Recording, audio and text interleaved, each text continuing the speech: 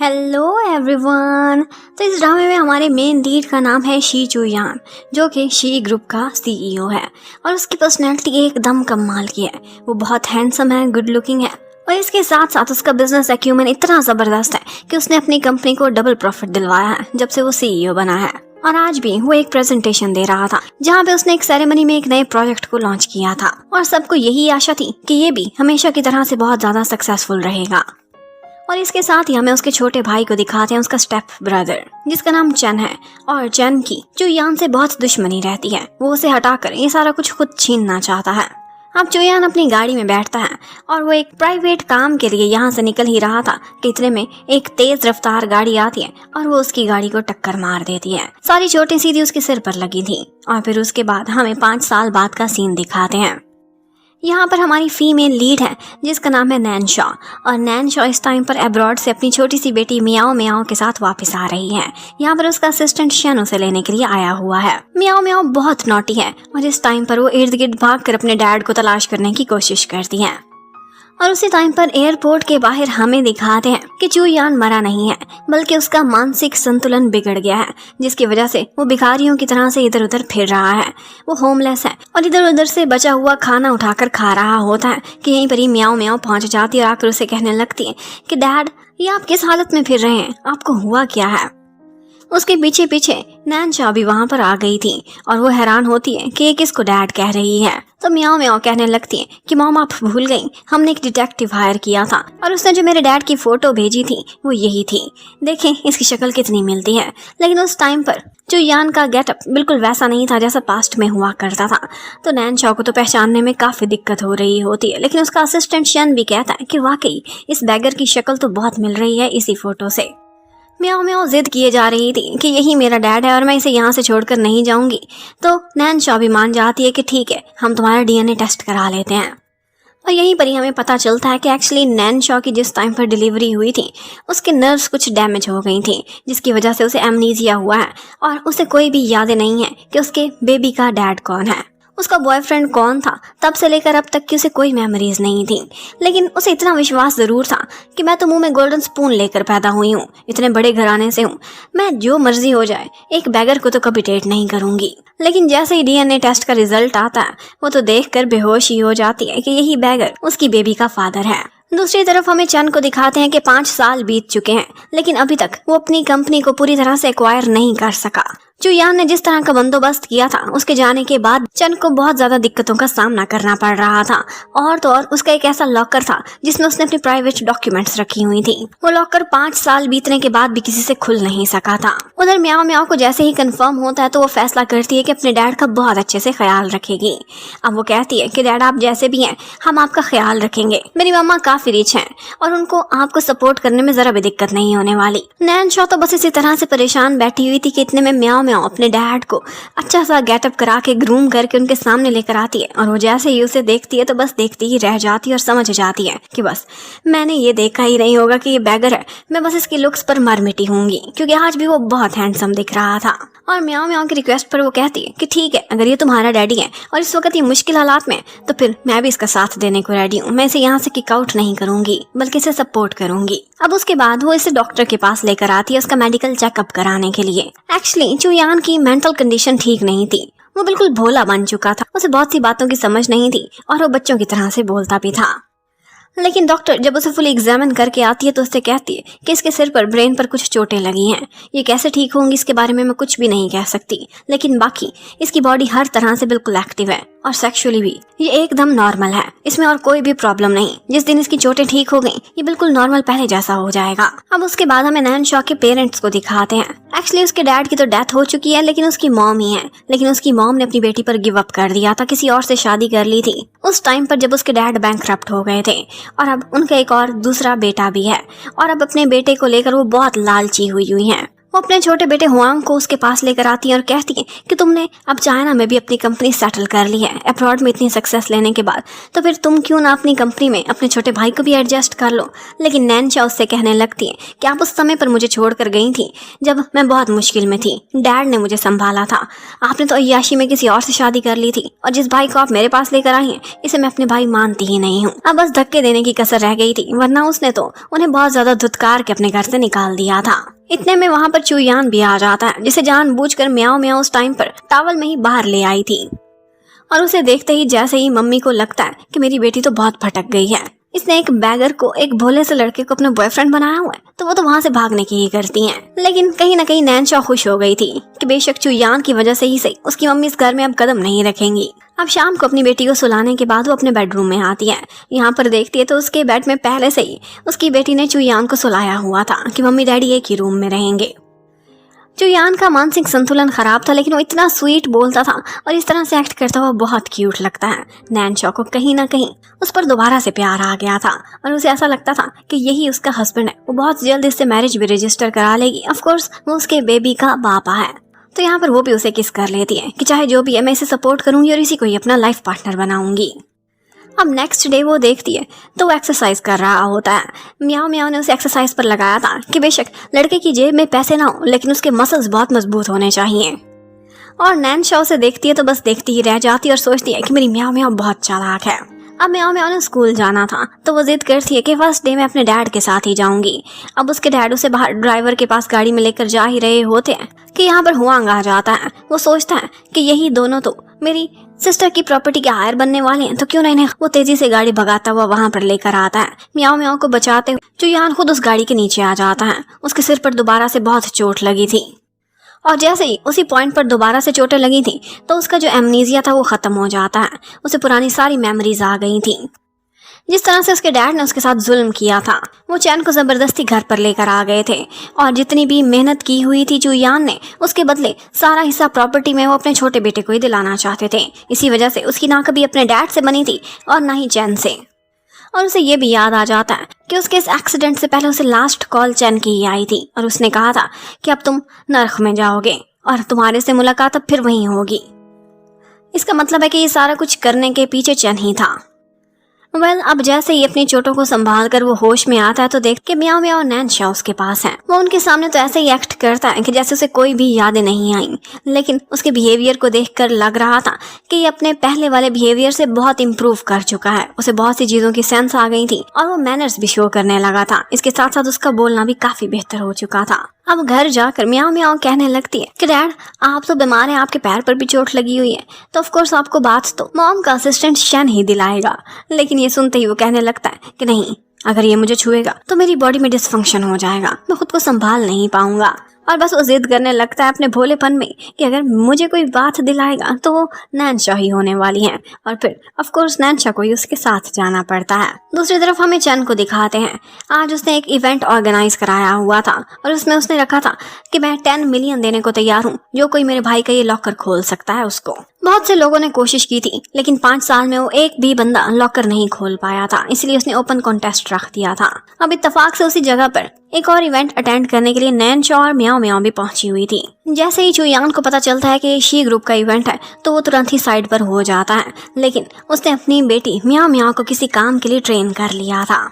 और म्याओ म्याओ अंदर जाते ही सबके सामने चैलेंज कर देती है कि छोटा सा लॉकर खोलना मेरे लिए कोई भी मुश्किल नहीं होने वाली। वो आगे बढ़ती है, एक ऐसा पासवर्ड लगाती है और कुछ फिंगर्स की मूवमेंट करती है कि जिसके बाद वो लॉकर खुल जाता है। सारे देखकर हैरान रह गए थे, लेकिन इससे पहले कोई ये लॉकर चेक करता उससे पहले ही वो उसे 10 मिलियन लेकर साइड पर हो जाती है।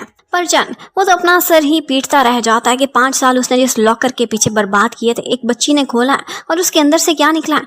कुछ भी नहीं, ब्लैंक डॉक्यूमेंट्स। ये देखते ही सारी दुनिया उसका मजाक उड़ाने लगती है कि एक छोटी सी बच्ची तुमसे 10 मिलियन ले गई, वो भी इस ब्लैंक पेपर के पीछे। एक्चुअली चुयान ने म्याओ म्याओ को पासवर्ड बताया था और ट्रेन भी कर दिया था कि उसने किस तरह से इस लॉकर को खोलना है। तो म्याओ म्याओ कहती है कि सब कुछ तो मुझे डैड ने बताया था, तो ये मनी जो मैंने अर्न की है वो मेरी नहीं बल्कि डैड की ही है। नैनशा भी काफी खुश हो जाती है और कहती है कि इस दफा तो तुम्हारा तुक्का लग गया है, तो ये पैसे भी तुम्हारे हुए, बताओ इससे तुम्हें क्या चाहिए। और यहाँ पर वो उससे फरमाइश कर देता है कि सबके हाथों में एक एक स्मार्टफोन है, प्लीज मुझे भी एक फोन दिला दो। और नैनशा उससे वादा करती है कि कल ही मैं तुम्हें फोन दिलाने ले जाऊंगी। और वो इतना खुश होता है कि बदले में उसके चीक पर किस कर लेता है। ये देखकर म्याओ म्याओ कहने लगती है कि डैड के ये करने का मतलब है कि वो आपसे बहुत प्यार करते हैं। नैनचो तो ये सुनते ही शर्मा के रह गई थी। अब उसके बाद वो जैसे ही कमरे में आती है तो आगे से चुयान बैठा उसका वेट ही कर रहा था। वो उसे कहता है कि क्यों ना मैं तुम्हें एक रिलैक्सिंग सा मसाज दे दूं। और आज उसकी नजरें कुछ और ही थी। वो बहुत ज्यादा हैंडसम और मैच्योर दिखाई दे रहा था और जिस तरह के शब्द वो यूज कर रहा था तो नैनचो तो हैरान ही रह जाती है, लेकिन खुद को उसकी अट्रैक्शन से दूर नहीं कर पाती। वो सोचने लगती है कि ये क्या, इसके सिर की चोट लगता है काफी बेहतर हो गई है और मेरे लिए कुछ गलत नहीं है कि अगर मैं इसके साथ समय बिताऊं तो, क्योंकि ऑफ कोर्स यही तो मेरा हस्बैंड बनने वाला है। और फिर उसके बाद जैसे ही नेक्स्ट मॉर्निंग वो उठती है तो पता चलता है उसके असिस्टेंट शन शी ग्रुप में तो एकदम वबाल मचा हुआ है। हर कोई यही कह रहा है कि जिस छोटी सी बच्ची म्याओ म्याओ ने वो लॉकर खोला है, कहीं वो चुयान की बेटी तो नहीं है। चुयान वही जो काफी अर्सा पहले गायब हो गया था और वो शी ग्रुप का सीईओ भी था। इस टाइम पर चुयान ने उन्हें अपना नाम यांग यांग बताया हुआ था। एक्चुअली यांग यांग वो नाम था जो उसकी मम्मी उसे प्यार से लिया करती थी और इसी नाम से उसने अब इनके सामने अपनी पहचान बनाई हुई थी। यहाँ पर नैनचो उससे कहने लगती है कि ये हो ही नहीं सकता, मेरी बेटी का बाप तो यांग यांग है और हमने डीएनए टेस्ट भी कराया हुआ है और शी ग्रुप के मालिक के साथ मेरा क्या लेना देना। और उसे ये भी पता था कि एक्चुअली चुयान की एक मिस्ट्रेस हुआ करती थी। हर तरफ यही बातें फैली हुई थी कि वो गरीब सी लड़की थी जिसका वो शुगर डैडी था। वो कहने लगती है कि मैं ऐसी गिरी हुई हरकत कैसे कर सकती हूँ, मैं किसी की मिस्ट्रेस क्यों होंगी सिर्फ पैसे के लिए, बिल्कुल भी नहीं। और बस वो इन सारी बातों को रिजेक्ट करके जैसे ही नीचे आती है तो उसे पता चलता है कि चुयान ने तो उसके लिए नाश्ता बनाया हुआ है। वो जैसे ये नाश्ता टेस्ट करती है तो बहुत खुश हो जाती है और कहती है कि तुम एकदम कैपेबल हो। वो पूछता है कहाँ पर, किचन में या फिर बेडरूम में। ये सुनते ही नैनचो बहुत ज्यादा घबरा जाती है, एम्बैरस होती है कि जैसे इसके सिर की चोट ठीक हुई है ये तो एकदम बहुत ज्यादा रोमांटिक भी होता जा रहा है और हमेशा वो नैनचो के हार्ट को फ्लटर करने में कामयाब हो जाता था। अब नैनचो उसे अपने साथ लेकर जाती है और एक मोबाइल फोन दिलाती है। उसमें उसने अपने नाम की सिम भी दिलवा दी थी और कहा था कि जब मैं तुम्हारा नाम रजिस्टर कराऊंगी उसके बाद हम लोग तुम्हारे अपने नाम की भी सिम ले लेंगे। लेकिन ऑफ कोर्स अभी तो चुयान को इस सब की जरूरत ही नहीं थी। वो जैसे ही अपना फोन चलाता है तो अपने असिस्टेंट को कॉल करता है। उसका असिस्टेंट याओ याओ था जो हमेशा से उसके साथ लॉयल रहा था, लेकिन इस टाइम पर वो भी दिल हार बैठा था। जैसे उसे पता चलता है कि चुयान अभी भी जिंदा है और शी ग्रुप को कोई सहारा दे सकता है तो वो बहुत खुश हो जाता है और इसमें उसने उसे अपना राजदार बना लिया था कि मैं जिंदा हूँ और सेफ भी हूँ और इस टाइम पर अपनी वाइफ के साथ हूँ। जब सही समय आएगा तो मैं एंट्री करूंगा, लेकिन तब तक तुम मेरे बिहाफ पर वो सारे काम करोगे जो मैं तुम्हें ऑर्डर करूंगा। अब उसी मॉल में एक क्लब भी था और वहां पर नैनचो की फ्रेंड से जबरदस्ती ले जाती है कि फ्रेंड्स का रीयूनियन चल रहा है। लेकिन नैनचो को देखते ही वो सारे उसका मजाक उड़ाने लगते हैं क्योंकि एक दफा उसके डैड की कंपनी बैंकरप्ट हो गई थी और इसी वजह से वो बहुत ज्यादा गरीब हो चुकी थी। उसके पास अपनी ट्यूशन फी देने के भी पैसे नहीं होते थे।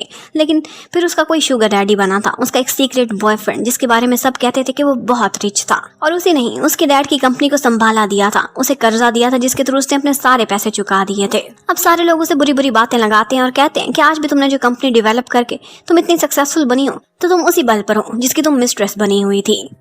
ये सब सुनने के बाद उसका तो सिर चकराने लगता है। उसे इस तरह की कोई भी यादें नहीं थी। उसे लगता था कि मैंने खुद को खुद ही संभाला दिया है। यहाँ पर वो बहुत ज्यादा ड्रिंक कर लेती है जिसकी वजह से उसका सिर चकराने लगता है और वो जैसे ही बेहोश हुई थी तो वो गर्ल्स तो वहां से चली जाती हैं और उसके बाद वहां पर एक लड़का एंट्री करता है जिसका नाम जैंग था और जैंग को देखते ही वो गर्ल्स साइड पर हो जाती है और कहती है कि आपका हमेशा से नैनचो पर क्रश था और आज हम आपको इसे प्रेजेंट करते हैं, ये आपकी हुई। और जैंग सोचने लगता है कि मैंने इसे इतनी दफा कॉलेज में प्रपोज किया था, हर दफा रिजेक्शन ही खाई थी, आज देखना इससे सारे बदले ले लूंगा। लेकिन एक दफा नैनचो को होश आता है और वो तुरंत ही बोतल उठाती है और उसके सिर पर फोड़ देती है। अब तो जैंग का गुस्सा देखने वाला था। इतने में कोई दरवाजे से अंदर एंट्री करता है और वो था चुयान, हमारा हीरो, जिसकी पर्सनैलिटी और उसका रोब दबदबा तो देखने वाला था। उसे देखकर तो वो गर्ल्स भी कांप उठती हैं और जैंग उसकी तो हालत और भी बिगड़ जाती है। नैनचो आते ही उसे हक कर लेती है और उसे देखते ही वो अपने एक्सप्रेशंस चेंज कर देता है, बिल्कुल भोला सा बन जाता है और उससे कहता है कि मैं बेशक मेंटली इतना स्ट्रांग नहीं हूँ पर तुम्हारी सुरक्षा कर सकता हूँ। वो उसे वहां से बाहर भेज देता है और फिर उसके बाद वो जैंग का और बाकी लोगों का जो हाल करता है वो देखने वाला था।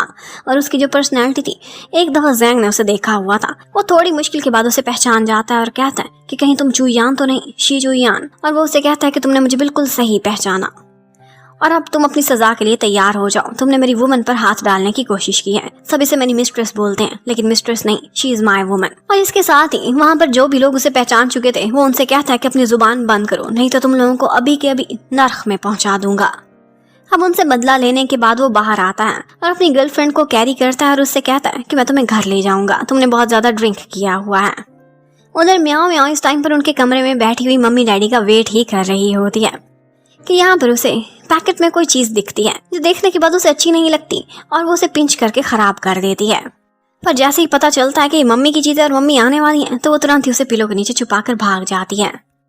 नैनचॉ को वो उसके बेडरूम तक ले आया था और चुयान उसे वहां छोड़कर जाने ही वाला था कि नैनचॉ उसे रोक लेती है और उसे किस करने लगती है। इसके साथ ही उसने वो पैक चुयान को पकड़ा दिया था और ड्रंक होने की वजह से उसे तो अंदाजा ही नहीं था कि ये तो फटा हुआ है। और चुयान सोचने लगता है कि लगता है इसे और बेबी चाहिए, इसलिए जानबूझकर इसने मुझे भोला समझकर ये पिंच किया हुआ पैक दे दिया है और वो भी ये देखकर काफी खुश हो जाता है।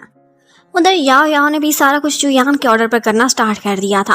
वो जाता है चैन के पास और उससे कहता है कि मैंने मान लिया कि अब मेरा बॉस तो मर चुका है और अब इसी में ही बेहतरी होगी कि अगले सीईओ के साथ मैं अच्छे रिलेशन रखूं। और वैसे भी चैन बहुत बेवकूफ़ था, उसे जो चाहता इडियट बना लेता था, इसीलिए उसने अब तक बिजनेस में काफ़ी नुकसान भी खाया था। और अब चुयान की प्लानिंग ही कुछ ऐसी थी कि उसने याओ याओ के हाथों से बेवकूफ़ बनाने का फैसला कर लिया था। वो उससे जैसे ही चुयान के राज पूछता है तो वो बताता है कि उस टाइम पर वो एक प्रोजेक्ट के पीछे था। वो बिडिंग में एक चीज हासिल करना चाहता था और वो था नैनचॉ के डैड ने कोई प्रोजेक्ट बनाया था एआई का, वो उसे हर कीमत पर हासिल करना चाहता था। वो सोचने लगता है कि अगर मेरा भाई ऐसा फैसला कर चुका था तो इसका मतलब है कि इस इन्वेस्टमेंट में बहुत प्रॉफिट होने वाला है, मैं खुद वहां पर पैसा लगाऊंगा। लेकिन इसके साथ साथ वो म्याओ म्याओ को भूल नहीं पाया था। एक तो वो उससे 10 मिलियन निकलवा कर चली गई थी, दूसरा उसे कहीं ना कहीं उसकी रिजेम्बलेंस अपने भाई के बचपन से लगती थी। तो वो कहता है कि इसे मैं ट्रैक डाउन करा कर ही रहूंगा, चेक कराऊंगा उसका डीएनए कि कहीं वो मेरे भाई की असली बेटी तो नहीं है। उधर शैन के थ्रू नैनचॉ को पता चल जाता है कि वो हुआंग ही था जिसने म्याओ म्याओ को टक्कर मारने की कोशिश की थी और उसके डैड ने उसे बचा लिया था। वो कहती है कि इस टाइम पर मैं कोई भी लफड़ा नहीं चाहती और वैसे भी इस चोट की वजह से मेरे हस्बैंड को तो फायदा ही हुआ है, तो ठीक है, तो मैं इस दफा इस केस को क्लोज ही कर देती हूँ। जबकि उधर चुयान साथ में उसे मैसेज करता है, वॉइस मैसेज पर बताता है कि कल तुम्हारे कपड़े जो मेरे से फट गए थे वो मैंने आज फिक्स कर दिए हैं। और ये मैसेज उसके असिस्टेंट ने भी सुन लिया था, जिसके सामने वो काफी शर्माती है और उसे कहती है कि ठीक है, थैंक यू, मैं आज आते हुए तुम्हारे लिए केक लेती आऊंगी। जबकि उधर म्याओ म्याओ जैसे ही घर आती है तो आगे अपनी नानी को देखती है। नानी आज उसे बड़ा लाड प्यार कर रही थी और म्याओ म्याओ को पता था कि अच्छी लेडी नहीं है, तो तुरंत ही चीख मारकर उसे वहां से भगाना चाहती थी। लेकिन इतने में उसने म्याओ म्याओ का एक बाल तोड़ लिया था और जैसे ही उसे मतलब की चीज मिलती है तो वो वहां से निकल जाती है। लेकिन थोड़ी देर बाद चुयान आता है और उसके सिर से विग उतारता है और कहता है कि मुझे पता था, मैं एक कदम आगे ही होता हूँ, मेरा भाई इसके थ्रू मुझे ट्रेस करना चाहता है, लेकिन मैं अपनी बेटी को यूज नहीं होने दूंगा। अब इतने में याओ याओ के थ्रू चुयान ने कुछ ऑर्डर कराया था, वो उसके घर के बाहर लेकर पहुंचा हुआ था कि इतने में ऊपर से नैनचॉ आ जाती है और उसे देखते ही कहने लगती है कि तुम कौन हो। वो कहता है कि मैं डिलीवरी बॉय हूँ। वो तो उससे वो पार्सल छीनना चाहती थी, लेकिन इतने में ऊपर से चुयान आ जाता है। वो किसी तरह से बीच बचाव कराता है, उन दोनों को अंदर भेजता है और फिर उससे कहने लगता है कि ये गिफ्ट मुझे दे दो, ये मैंने अपनी वाइफ के लिए प्रिपेयर कराया है, लेकिन इसे तुम पर शक ना हो जाए इसलिए आइंदा खुद ना आना, किसी और को भेजना। अब अंदर जाने के बाद वो उसे इतनी अच्छी सी एक नेकलेस गिफ्ट करता है जो कि ओरिजिनल डायमंड की थी, लेकिन उससे कहने लगता है कि मैंने ऑनलाइन खरीदी है, बहुत सस्ती मिल गई है। और ये देखकर नैनचॉ भी हैरान होती है कि ऑफ कोर्स ओरिजिनल तो ये मुझे दिला नहीं सकता और आजकल फेक ज्वेलरी भी कितनी अच्छी बन रही है। वो कहती है मुझे पैसे से कोई मतलब नहीं, तुमने इतने प्यार से खरीदी है तो मुझे पहना ही दो। और वो पैसे की लालची कभी भी नहीं थी। उसने जिस तरह से डाउन टाइम में चुयान को अपना साथ दिया था, इसी वजह से चुयान को अपने दिल में बहुत ज्यादा अजीज थी। अब वो दोनों एक दूसरे को केक खिलाते हैं और यहाँ पर किस भी करते हैं। और म्याओ म्याओ तो बस मम्मी डैडी को इकट्ठे खुश देखकर हमेशा से बहुत ज्यादा खुश हो जाया करती थी। उधर हुआंग वही हेयर स्ट्रिंग लाता है और चैन को दे देता है, इसके बदले उसे 1 मिलियन मिला था। अब वो भी खुश हो गया था और चैन भी, और इसके साथ ही वो उस हेयर स्ट्रिंग को डीएनए टेस्ट के लिए भेज देता है। इसके साथ ही साथ वो हुआंग से पूछता है कि तुमने नैनचॉ के बॉयफ्रेंड को देखा है, कहीं वो मेरा ब्रदर तो नहीं। लेकिन वो सुनते ही कहने लगता है कि मैंने आपके भाई को देखा तो नहीं है, लेकिन मुझे इतना पता है कि उनकी पर्सनैलिटी बहुत कमाल की थी। लेकिन जहाँ तक आप यांग यांग की बात कर रहे हैं, जो नैनचॉ को बॉयफ्रेंड है वो कभी भी आपका भाई नहीं हो सकता, वो तो बिल्कुल बेवकूफ और एक इडियट है। अब नेक्स्ट डे काम पर शन जब नैनचॉ के पास वही नेकलेस देखता है तो काफी खुश होता है। नैनचॉ कहती है कि इसने मुझे बहुत प्यार से गिफ्ट किया है और मैं तो प्लान कर रही हूँ कि बहुत जल्द हम लोग अपनी मैरिज भी रजिस्टर करा लें, बस 2-4 चीजें हैंडल करनी है, उसके बाद देखती हूँ, मैं उसे प्रपोज करूंगी। वो उससे कहने लगता है कि ठीक है, वो आपको खुश रखता है और म्याओ म्याओ की भी केयर करता है, लेकिन वो आपके काबिल नहीं है, वो अभी भी भोला ही है और उसकी मेंटल स्टेट इतनी अच्छी नहीं है। लेकिन वो आगे से कहने लगती है कि देखो वो मेरी बेटी को वो प्यार देता है जो उसके अलावा और कोई भी नहीं दे सकता। वो मेरी बेटी का रियल डैड है और इसके साथ साथ वैसे भी मुझे गिल्टी फील होता है। मैं उसके साथ इतना समय बिताती हूँ, उसे अपने घर में रखा हुआ है, तो उसे अपना टॉय बॉय तो नहीं बना कर रखना ना। उसके और मेरे रिश्ते का बहुत अच्छा सा पवित्र सा एक नाम होना चाहिए और वो मेरा हस्बैंड ही बनेगा। उधर हमें चू यान को दिखाते हैं। वो तो उसे ऐसी लड़की मिली थी जिसने उसे इतना प्यार किया था और वो भी इस हालत में। उसे लगता है कि उसे जन्मों जन्मों में पहली दफा ट्रू लव मिल चुका है। जबकि उधर चैन वो बहुत खुश बैठा हुआ था क्योंकि डीएनए टेस्ट की रिपोर्ट्स आ चुकी थी और उसे पता चल गया था कि म्याओ म्याओ उसके भाई की बेटी नहीं है। उसे ये नहीं पता था कि उसे फिर से उल्लू बनाया जा रहा है। और इसके साथ साथ वो एक मीटिंग में भी पहुंच जाता है और वो मीटिंग थी नैनशा के डैड ने एक एआई सिस्टम बनाया था और नैनशा उसे हर हालत में हासिल करना चाहती थी, इसलिए वो म्याओ म्याओ को भी साथ लेकर आई थी कि तुम्हारे नाना की निशानी है। उसे ये नहीं पता था कि चैन भी इसे लेने के लिए इतना दीवाना होगा। वो सोचने लगती है कि इतना खास तो डैड ने कुछ नहीं बनाया होगा। यहीं पर ही उसकी नजर याओ याओ पर पड़ती है तो उसके पास आती है कि तुम मेरे घर के बाहर डिलीवरी करने के लिए आए थे। लेकिन वो कहता है अरे नहीं, मैं तो चैन का असिस्टेंट हूँ और ये शी ग्रुप के सीईओ हैं। मुझे इतनी सैलरी मिलती है, मैं भला डिलीवरी का काम क्यों करूंगा? मेरा कॉमन सा फेस है, कोई और आपके घर आया होगा। और फिर इसके बाद बिडिंग स्टार्ट हो जाती है।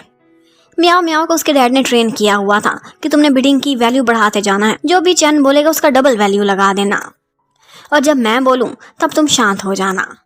और बस यहाँ पर याओ याओ भी जल्दी पर तेल का काम करता रहता है। वो चैन को यही कहता है कि इस लड़की के हाथों आप हार रहे हैं और वो इतना बेवकूफ था कि हमेशा बिडिंग की वैल्यू और भी बढ़ा देता था। अब इन दी एंड उसने 5 बिलियन में वो एआई सिस्टम खरीद लिया था। उसे लगता था कि उसने बहुत बड़ा तीर मार लिया है। वो आता है बच्ची को हराने पर उसे चिढ़ाता भी है और उसके बाद जैसे ही वो सिस्टम ऑन करता है तो थोड़ी देर बाद वो शट डाउन हो जाता है। वो इतना बड़ा उल्लू बन चुका था, ये देखते ही वो बेहोश हो जाता है और सारे लोग उसका मजाक उड़ाते हैं कि कितना पागल है, बिल्कुल अपने भाई का ऑपोजिट निकला। 5 बिलियन इसने झोंक दिए इस घटिया से सिस्टम पर। जबकि नैनशा सोचने लगती है कि शुक्र है मैंने ये सिस्टम नहीं खरीदा। मुझे अब समझ आई मेरे डैड बैंकक्रप्ट क्यों हुए थे, वो इस तरह की फजूल चीजें जो बनाया करते थे। अब चुयान वैसे तो बिल्कुल स्मार्ट हो चुका था और उसने चालें भी चलना स्टार्ट कर ली थी कि वो किस तरह से चैन को फॉल डाउन कराएगा और दोबारा से वो सारा कुछ हासिल करेगा जो कि उसका था। लेकिन जब भी नैनशा के सामने आता था तो दोबारा से भोला बनने की एक्टिंग करता था। वो फिर भी उसे इतना प्यार देती थी कि उसका मन बहुत खुश हो जाता था।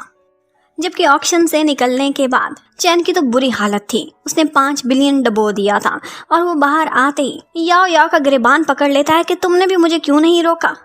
अब सारा गुस्सा उसी बेचारे पर निकला था और उस पर गुस्सा निकालने के बाद वो अपनी सेक्रेटरी का हाथ पकड़ता है और वहां से निकल जाता है। अब उसके बाद वो लोग शॉपिंग करने के लिए जाते हैं। यहाँ पर चुयान के सामने नैनशा एक ड्रेस पहन कर आती है और वो उसे देखता है तो बस देखता ही रह जाता है। वो बहुत सुंदर लग रही थी। वो सोचता है कि ये दिन ब दिन और भी खूबसूरत होती जा रही है। 5 साल पहले जैसी दिखती थी अब उससे भी ज़्यादा प्यारी हो गई है। और सबसे ज़्यादा सुंदर उसका हार्ट था जो उसे इतना प्यार देता था। उधर चैन ने बोर्ड ऑफ डायरेक्टर्स के सामने अब अपनी सारी एक्सप्लेनेशन देनी थी कि उसने इतना पैसा क्यों झोंका।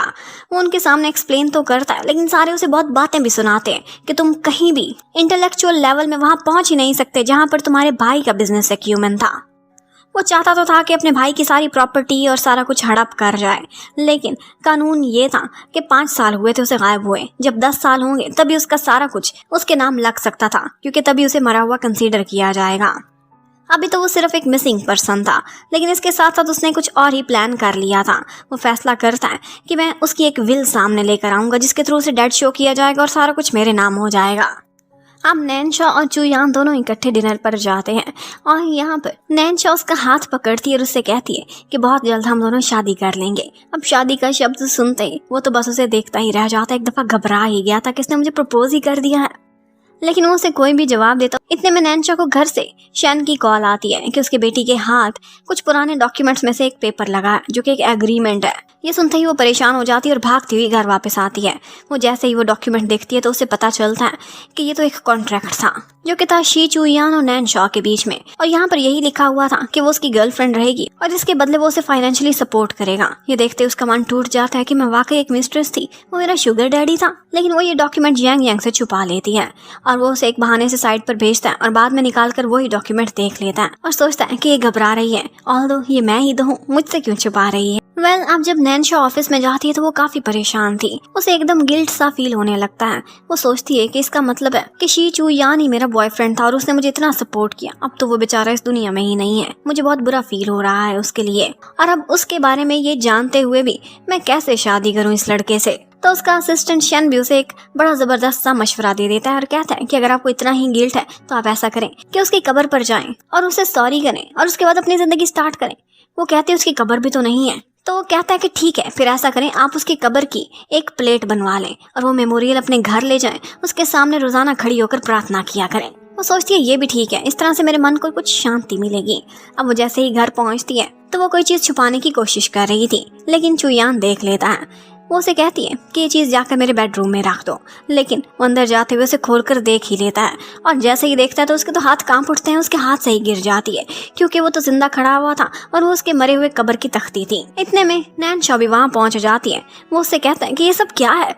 तो वो कहती है तुम जेलस फील कर रहे हो, तुम्हें सच सच बताऊं, मुझे भी अभी पता चला है कि मैं इसकी गर्लफ्रेंड हुआ करती थी। अब ये मर चुका है, मुझे इसके लिए बुरा फील हो रहा है। इसने मुझे बहुत सपोर्ट किया था, इसलिए इसके सामने खड़े होकर रोजाना मैं इसकी आत्मा की शांति के लिए प्रार्थना किया करूंगी। वो उससे बहुत लड़ता है और कहता है कि हो सकता है कि ये जिंदा ही हो, ये मरा ही ना हो, कौन सा इसकी बॉडी मिली है। और बस नैन्शा इसको यही समझ जा रही थी कि तुम जेलस हो रहे हो ना, इतने जेलस ना हो, ये तो मरा हुआ है अब। वेल ऑफ कोर्स सब कोई जीता जागता बंदा अपनी कब्र की नेम प्लेट देखेगा तो ऑफ कोर्स उसे घबराहट तो होगी ही सही।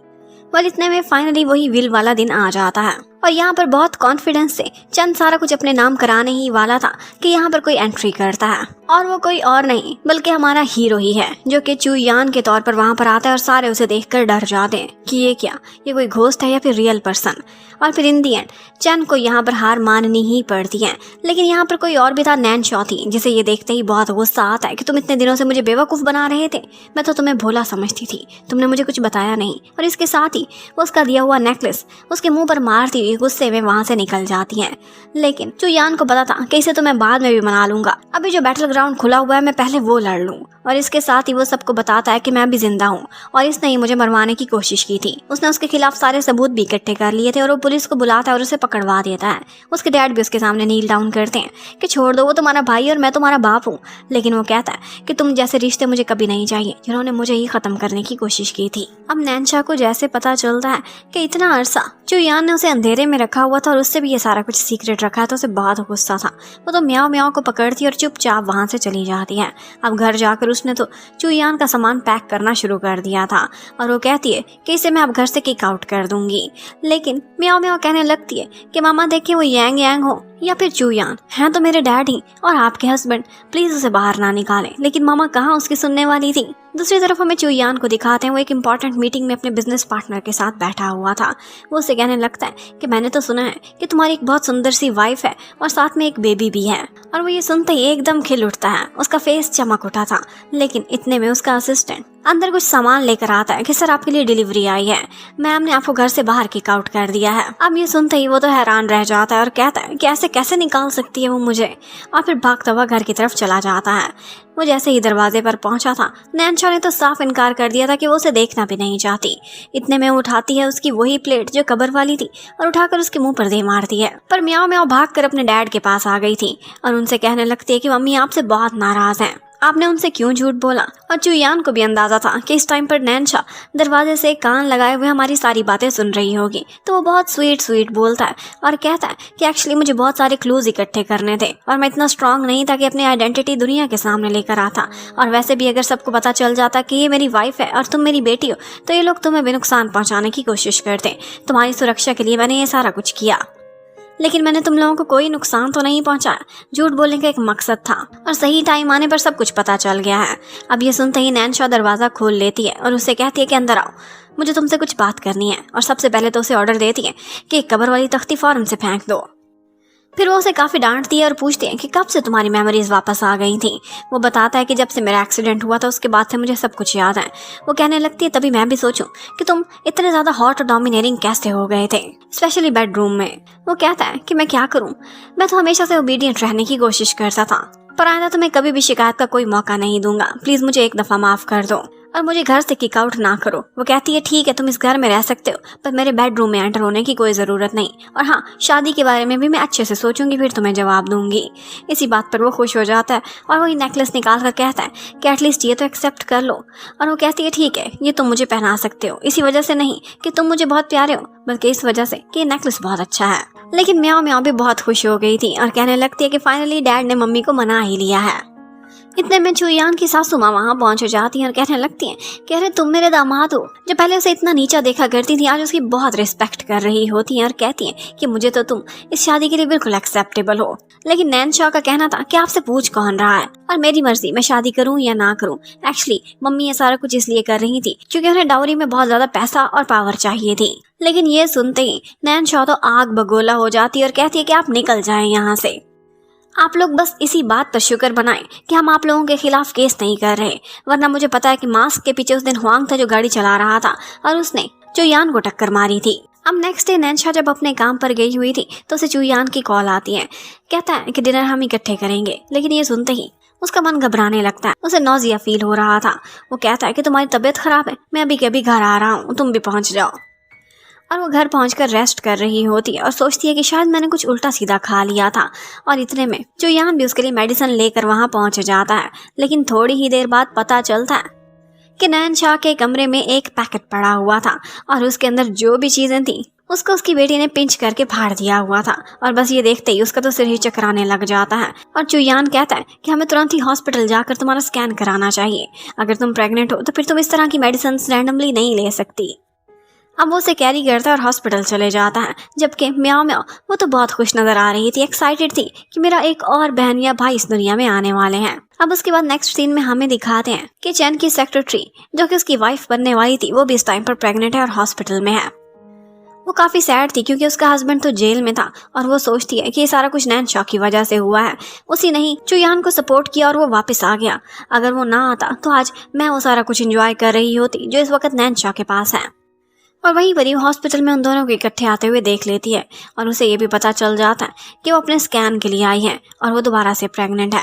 यहाँ पर उसका स्कैन कराने से पहले ही चुयान उसके सामने नील डाउन करके एक रिंग निकालता है और कहता है कि आज के डिनर पर मैं तुम्हें प्रपोज करना था, लेकिन मैं इससे पहले ही तुम्हें प्रपोज करना चाहता हूँ, ये जानने से पहले ही कि हमारा एक और बेबी आ रहा है कि नहीं। मैं तुम्हारा हमसफर बनना चाहता हूँ। ये देखकर तो डॉक्टर भी खुश हो जाती है कि हॉस्पिटल में मैंने पहली दफा किसी को प्रपोज करते हुए देखा है। अब इतने में वो स्कैन के लिए ऊपर चले जाते हैं और फिर फाइनली उनकी लाइफ में एक और खुशी आने ही वाली थी तो उन्होंने भी शादी का फैसला कर लिया था। और उससे पहले वो लोग अपनी एंगेजमेंट अनाउंस करते हैं। अब एंगेजमेंट के लिए जैसे ही वो रेडी हो रही होती है तो वहीं पर अपना भेस बदल कर चैन की सेक्रेटरी शाशा पहुंच जाती है। वो आते ही नैनशा की गर्दन पर एक नाइफ रखती है और ब्लैकमेल करना स्टार्ट कर देती है। कहती है कि अभी के अभी चैन को जेल से बाहर निकलवाओ और हमें बहुत सारा पैसा दो, वरना मैं इसकी जान ले लूंगी। अब चुयान की जान तो नैनशा के अंदर थी। वो उसे बचाने की कोशिश करता है और फाइनली वो लोग शाशा को डॉज करने में कामयाब हो ही जाते हैं।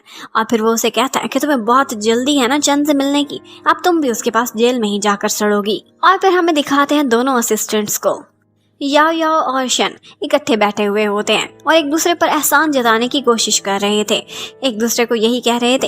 एक कहता है कि मेरा बॉस बहुत हैंडसम है, चार्मिंग है और उसके पीछे तो लड़कियां दीवानी हैं। देखो तुम्हारी बॉस लकी है जो मेरे बॉस ने उसे चूज किया। जबकि दूसरे का कहना था कि तुम्हारा बॉस तो पागल हो चुका था, उस टाइम पर मेरी बॉस ने उसे सहारा दिया और ठीक ठाक किया। बस उनकी लड़ाई बहुत आगे बढ़ जाती है और यहीं पर म्याओ म्याओ पहुंचती है और कहती है कि ये याद रखो कि तुम दोनों की बॉस, और जब तुम दोनों के बॉसेस ने आपस में इकट्ठे जिंदगी गुजारने का फैसला कर लिया है तो तुम दोनों भी हाथ मिला लो। और वो फाइनली उनकी दोस्ती करा ही लेती हैं। अब वो उनकी यंग मैम बन चुकी थी। अब इसके साथ ही हमारे मेन कपल की एंट्री होती है जो कि बहुत सुंदर दिखाई दे रहे थे। और इसी के साथ ही हमें एक फ्लैशबैक भी दिखाते हैं और हमें पता चलता है कि कभी भी नैनशा चुयान की मिस्ट्रेस नहीं रही थी, बल्कि उसे बचपन से ही नैनशा से बहुत प्यार था और उसने अपने मन में जगाया हुआ था कि वो इसे अपना हमसफर बना कर रहेगा। और जब वो मुश्किल हालात में थी और उसके डैड की डेथ हो गई थी, उसकी कंपनी पर बहुत सारा कर्जा था, तो इस टाइम पर चुयान ने उसका साथ दिया था और उसे एक कॉन्ट्रैक्ट रिलेशनशिप में अपने साथ रखा था। लेकिन चुयान ने कभी उसे छुआ भी नहीं था। वो उससे पूछती थी कि तुमने मुझे गर्लफ्रेंड तो बनाया है, लेकिन तुम मुझे इतना अच्छा ट्रीट कैसे करते हो, ये सब कुछ तो मैं पैसे के बदले कर रही हूँ। तो वो उससे कहता है कि मुझे तुम्हारी बॉडी से प्यार नहीं, बल्कि मुझे तुम्हारी सोल से प्यार है और मैं तुम्हें कभी भी नहीं छूऊंगा जब तक तुम्हारी इजाजत नहीं होगी। मैं सिर्फ तुम्हारे साथ रहना चाहता हूँ और तुम्हें अपनी वाइफ बनाना चाहता हूँ। ये सारा कुछ था जो नैन्शा तो भूल चुकी थी, लेकिन आज भी चुयान की यादों में था। और उससे प्यार में पड़ने के बाद फर्स्ट इनिशिएटिव भी नैन्शा ने खुद ही लिया था और उसके बाद फाइनली वो प्रेग्नेंट हुई थी और अब्रॉड जाकर उसने म्याओ म्याओ को जन्म दिया था। और अब वो लोग एक और बच्चे का वेट कर रहे होते हैं कि यहीं पर इस कहानी की हैप्पी एंडिंग हो जाती है। Thank you for watching. Bye bye.